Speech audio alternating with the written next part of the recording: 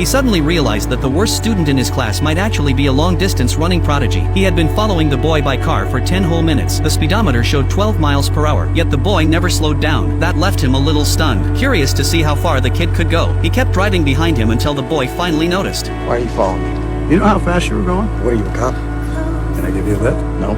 Jim, quit following me. As he watched the boy walk away, Jim fell into deep thought. The kid he just saw might really be something special. Back home, Jim started digging through old records. He compared times from previous state competitions, and the results shocked him. At that pace, the boy could easily rank among the top 10 runners in the entire state, and that's without proper running shoes. With the right gear, he might even be a champion. Jim felt like he had just discovered buried treasure. As a PE teacher and coach, finding a champion could change everything for him. His reputation, his pay, even his entire life. He could finally leave the small, forgotten town. This was McFarland, one of the poorest places in California. The only reason Jim ended up here was because he had no other choice. He used to be a promising coach, but after accidentally injuring a player during a game, he was fired and labeled as hot-tempered. No school wanted him anymore. Desperate for a job, he moved his entire family to this dusty little town. They were used to city life, so everyone struggled to adjust. There wasn't even a proper restaurant around. Not a single place selling burgers, just tacos and burritos. Crime was bad, and Jim never felt safe. He hated everything about this place and wanted to leave that very day, but no other school would take him, so he had no choice but to stay and teach here. On his first day, he discovered just how undisciplined the students were. When he told them to warm up, 3 of them simply walked off, saying they had to go home to work on the farm. Jim didn't expect much anyway. He barely cared about the class, just told the rest of them to jog a few laps and called it a day. But that's when he noticed something strange. These kids were good at running. Still, he didn't think much of it, until one evening, driving home, he saw Thomas. The boy was running at 12 miles per hour again. Jim couldn't believe it. At that speed, Thomas could run a mile in 5 minutes. The world record for marathon pace was just slightly faster. Thomas was a rare talent. For the first time in a long while, Jim felt a spark of hope. If he could bring these runners together, form a cross-country team, and lead them to victory, he might become a respected coach again, maybe even find a better job elsewhere. He went straight to the principal with his idea, but the principal wasn't interested. There was no funding. That didn't stop Jim.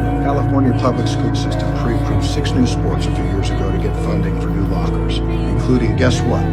Cross-country. The principal finally agreed. Now that the team was approved, Jim needed runners. In class, he set up a small race. The top 4 would each get a sports drink. The students jumped at the chance. After the run, Jim picked the best finishers and invited them to join his team. The first to say yes was Johnny, who already loved running. With Johnny's help, Jim quickly recruited 7 runners in total. Of course, Thomas was one of them. Training began, but every time Jim tried running with them, he was out of breath halfway through. 4 kids who ran to school every day. Though, this was nothing. They finished the drills easily. Watching them gulp down free tap water after training, Jim felt a pang of guilt. None of them even owned real running shoes. He said nothing, but he was deeply moved. To test their true ability,